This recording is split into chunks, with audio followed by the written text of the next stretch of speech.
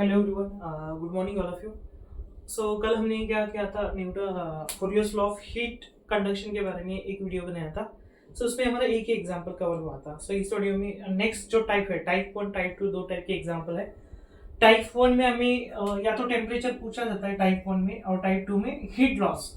सो कल कल वाली वीडियो में हमने टेम्परेचर वाला एग्जाम्पल कल डिस्कस किया था। इस वीडियो में हम क्या करने वाले हैं, क्यू क्यू यानी कि हीट लॉस्ट वाला एग्जांपल इस वीडियो में हम डिस्कस करने वाले हैं।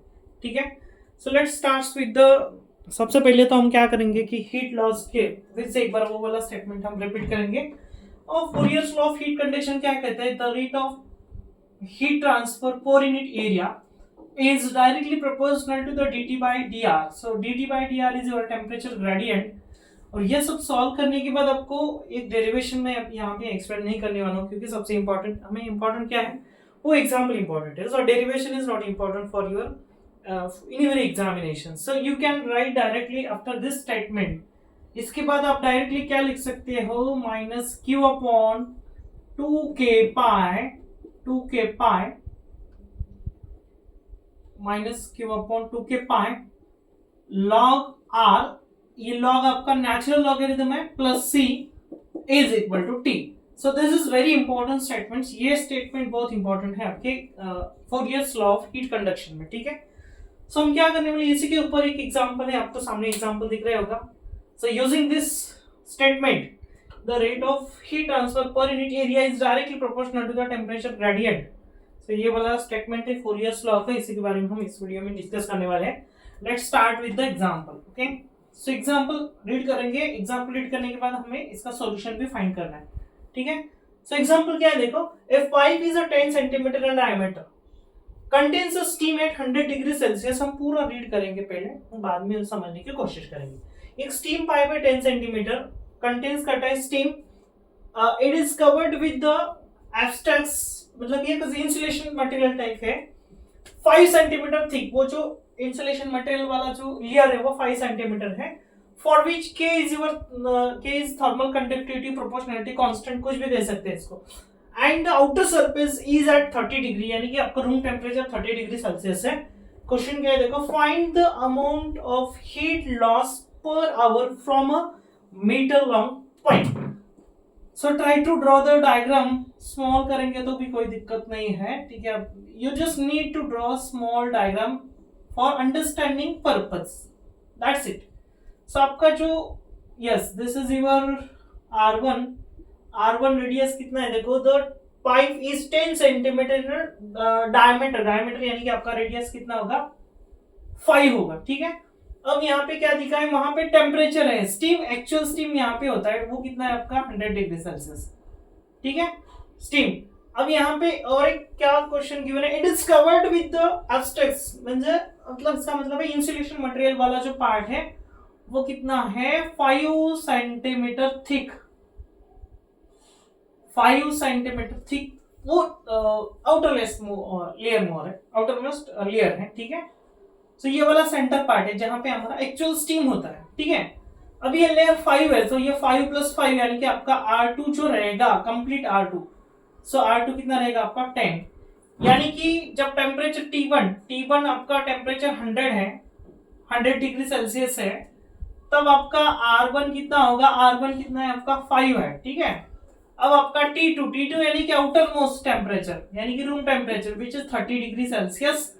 अगर आपका T2 30 डिग्री सेल्सियस है, तब आपका R2 10 होगा, 10। ठीक है, यहाँ पे थोड़ा जगह कम है, मैं एडजस्ट कर रहा हूँ क्योंकि सॉल्यूशन इंपॉर्टेंट है।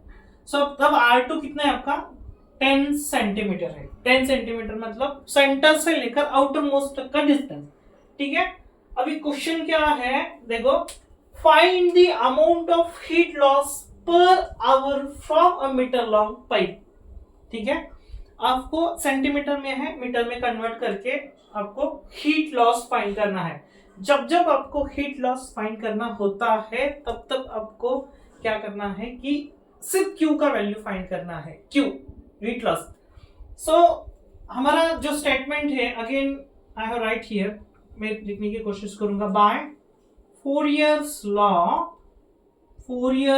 law of heat conduction। Of heat conduction. Fourier's law of heat conduction क्या कहता है? The rate of heat transfer per unit area is directly proportional to dt by dr, यानी कि temperature gradient, which implies that हमें direct वो वाला solution मैंने जो बताया था minus Q upon 2k pi log r plus c which is equal to t, we call this as equation a. So इसको हम क्या कहने वाले हैं? इक्वेशन a कहने वाले हैं, ठीक है। सो अब हमें जो स्टेप 1 में क्या दिया है देखो, T1 यानी कि यहाँ वाला टेम्परेचर, स्टीम का टेम्परेचर 100 डिग्री है, तब रूम टेम्परेचर 30 है। स्टीम वाला जो पार्ट है रेडियस R1 कितना है आपका? सो स्टेप 1 से स्टार्ट करते हैं। स्टेप 1 में आपको क्या करना है? स्टेप 1 में सबसे इंपॉर्टेंट पार्ट आपको अजम्पशन वाला पार्ट है। लेट अस अज्यूम, क्योंकि अगर अजम्पशन नहीं करेंगे तो बाद में दिक्कत आ सकता है। Minus Q upon 2k pi which is equal to small X, ठीक है। विच साइन आपको कंसिडर करना है, और ये वाला c है उसको y कंसिडर करना है, ठीक है। ये कंसिडर होने के बाद डायरेक्टली आपको यूजिंग दिस इक्वेशन T1 आपका कितना है? T1 is your 100 degree Celsius. At that time radius आपका कितना है? 5 है। सो यूज दिस, ये जो अजम्पशन है यहाँ पे पुट करने के बाद माइनस क्यू अपॉन 2k पाई आपका x हो जाएगा, ठीक है। और यहाँ पे c क्या हो जाएगा? y हो जाएगा। टेम्परेचर तो वैसे भी आपका टेबल गिवन है यहाँ पर। Now this equation a becomes log r कितना है? रेडियस r1 5 है, इनटू ये पूरा टर्म हमने क्या किया है? यहाँ पे x कंसीडर किया है, बीच में plus sign as it is. c को हमने क्या किया है? y, which is equal to t, t यानी कि T1 आपका कितना है? 100 degree. We call this as equation number 1। So इसको हम इक्वेशन 1 कंसीडर करने वाले हैं। सिमिलरली अब आपको क्या करना है? स्टेप 2 की तरफ जाना है। स्टेप नंबर 2 में आपको क्या करना है? देखो यहाँ पे T2 कितना है आपका? T2 is equal to 30 degree Celsius. At the time आपका जो रेडियस है from centre to its outer most layer R2 आपका 10, ठीक है। सो ये दोनों वैल्यू आपको, ये देखो, ये कंसीडरेशन लेट अजम्पशन वो T1 T2 ये साइमल्टेनियसली इक्वेशन A में पुट करना है। Now your equation A become log R into log R कितना है आपका? R is your 10 into x, क्योंकि ये पूरा टर्म हमने x कंसीडर किया है, प्लस c की जगह आपको क्या पुट करना है? y, which is equal to t कितना है आपका? 30। we call this as equation number 2। Okay, अब इक्वेशन 1 और 2 में देखो, यहाँ पे x वेरिएबल, यहाँ पे x वेरिएबल, यहाँ पर y है, यहाँ पर y है। ये दोनों साइमल्टेनियस इक्वेशन है। साइमल्टेनियस इक्वेशन को हम कैसे सॉल्व करते हैं? या तो एडिशन करते हैं या तो सब्ट्रैक्शन करते हैं। आप देख सकते हो इक्वेशन 1 में यहाँ पे y है, यहाँ पर भी y है, दोनों को प्लस साइन है। अगर हम सब्ट्रैक्टिंग करते हैं दोनों का तो y गेट कैंसिल। सो यहाँ पे क्या लिखना है? सब्ट्रैक्टिंग इक्वेशन 1 एंड 2 साइमल्टेनियसली आपको वो सॉल्व करना है, ठीक है। साइमल्टेनियस। सो यहाँ पे देखो log 10 into x plus y which is equal to 30, ठीक है। उसके बाद आपको क्या करना है? ln ऑफ कितना है? देखो वहां पे ln ऑफ 5 है, 5 ln ऑफ 5, ठीक है। हम क्या करते हैं? पहले 5 वाला लिखते हैं, 5, ठीक है। ये वाला पहले लिखते हैं, उसके बाद वो लिखते हैं। कुछ दिक्कत नहीं होगी, डोंट वरी, कोई दिक्कत नहीं होगी, क्योंकि जो फर्स्ट है फर्स्ट लिखेंगे, सेकंड है सेकंड लिखेंगे, उतना ही प्रॉब्लम है। सो यहाँ पे 100 होगा इक्वेशन 1 में, यहाँ पे 100 है log 5x, ठीक है। यहाँ पे log 10 into x है plus y which is equal to 30 degree. So ये साइमल्टेनियस इक्वेशन है। सब्ट्रैक्शन कर रहे हैं, इसका मतलब जो प्लस साइन है वो माइनस हो जाएगा, ठीक है। ये साइन सब चेंज हुई, plus y minus y get cancel.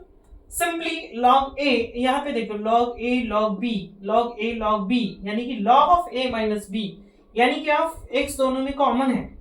सो x कॉमन लेंगे तो log 5 minus log 10 which is equal to, यहाँ पे देखो plus y minus y get cancel. 100 minus 30 कितना आएगा आपका? 70, ठीक है। Again this is your x देखो 70 डिवाइडेड बाय, यहाँ पे देखो log a minus log b है। सो log a minus log b वो क्या होता है? log of a upon b। सो यहाँ पे a कौन है आपका 5 है, सो यहाँ पे डायरेक्टली हम क्या लिख सकते हैं log of 5 divided by 10, log of 5 divided by 10, यानी कि आपका x का वैल्यू आपको फाइंड करना है। सिंपली क्या करना है, आपको कैल्सी निकालना है। कैल्सी में जाके क्या करना है, सिंपली साइंटिफिक कैलकुलेटर ही होना चाहिए, साइंटिफिक कैलकुलेटर में एकदम एक्यूरेट। और वहां पे दो टाइप की लॉग है, ln और LOG लॉग। तो आपको ln यानी कि आपका नेचुरल लॉगरिथम ही आपको वहां पे यूज करना है।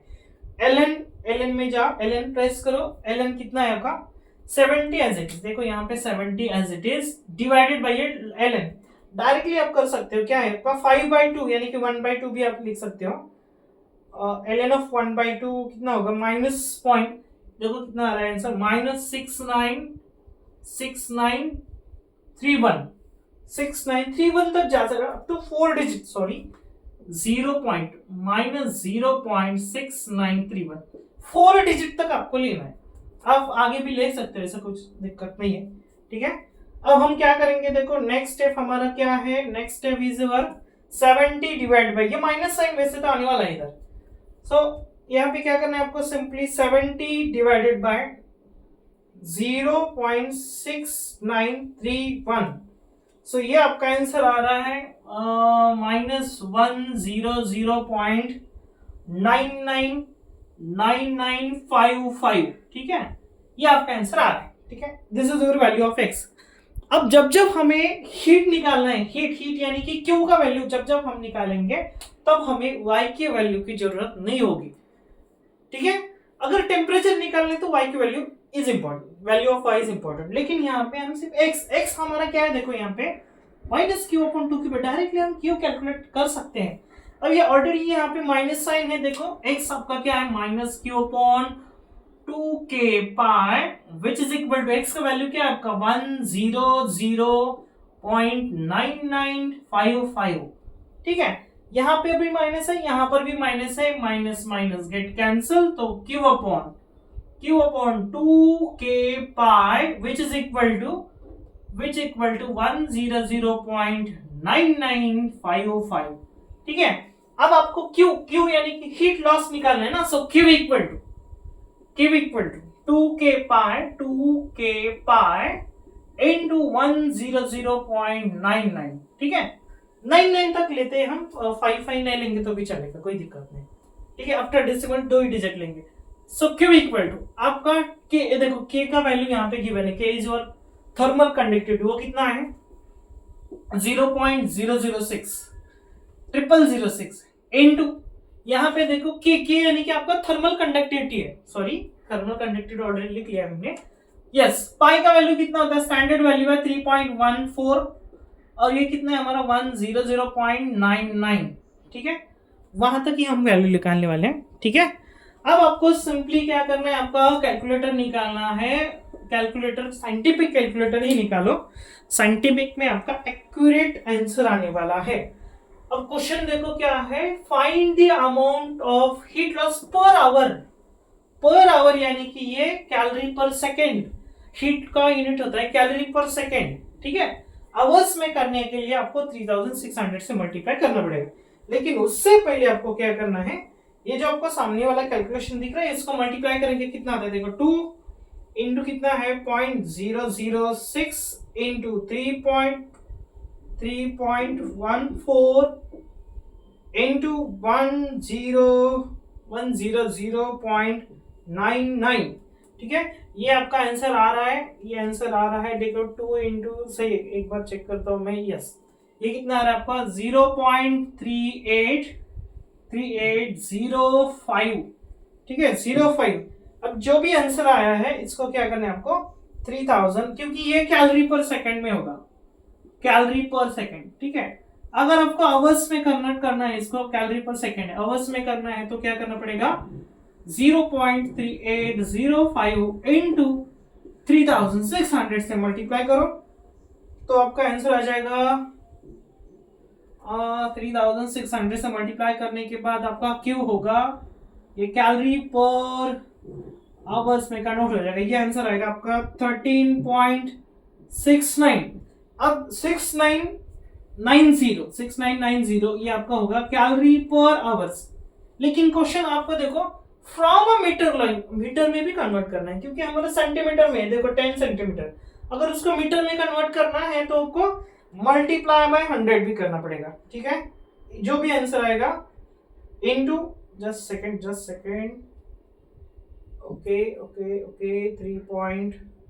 3.3850 into 3600, ओके, into 200, सॉरी 100 से मल्टीप्लाई करेंगे तो ये आंसर आ जाएगा आपका Q इज इक्वल टू 1369.80 ये आपका कैलोरी पर, अब मीटर में कन्वर्ट होगा, कैलोरी पर आवर्स तो हो गया है लेकिन मीटर लाइन पाइप है तो इसको हम राउंड अप भी कर सकते हैं क्योंकि 69 के बाद है, 50 के बाद अगर कोई है तो उसको राउंड अप भी कर सकते हैं।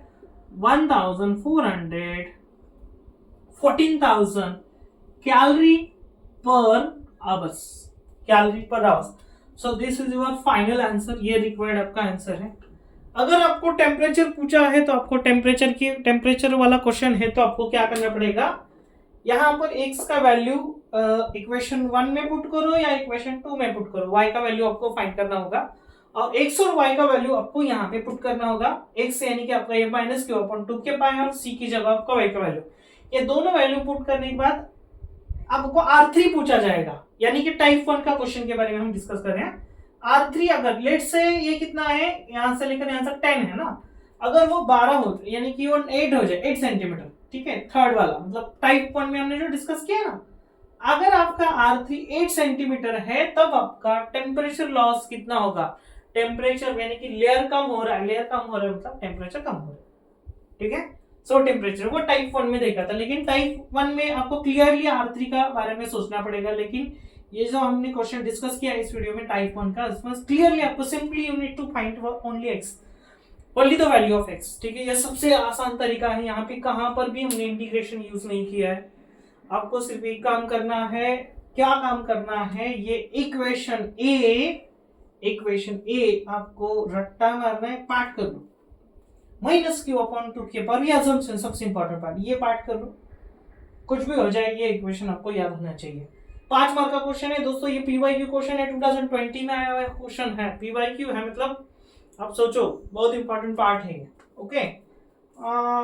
यस, ये इक्वेशन आपको ध्यान करना है, ये भी वाला इक्वेशन पार्ट आपको ध्यान में रखना है।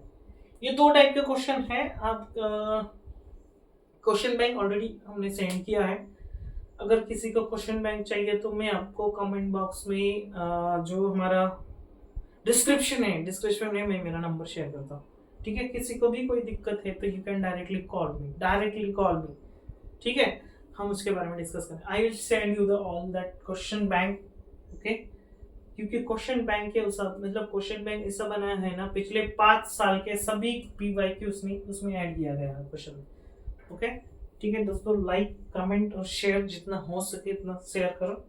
We will stop here. Next video में हम क्या करने वाले हैं, आरएल आरसी सर्किट के बारे में डिस्कस करने वाले हैं। आरएल और आरसी उसी के ऊपर 100%, या तो आरएल पे क्वेश्चन आएगा या तो आरसी पे क्वेश्चन आएगा, ये डेफिनेटली 101% आपको क्वेश्चन आने वाला है, okay. We will see in the next video RL RC circuit, okay, bye, see you.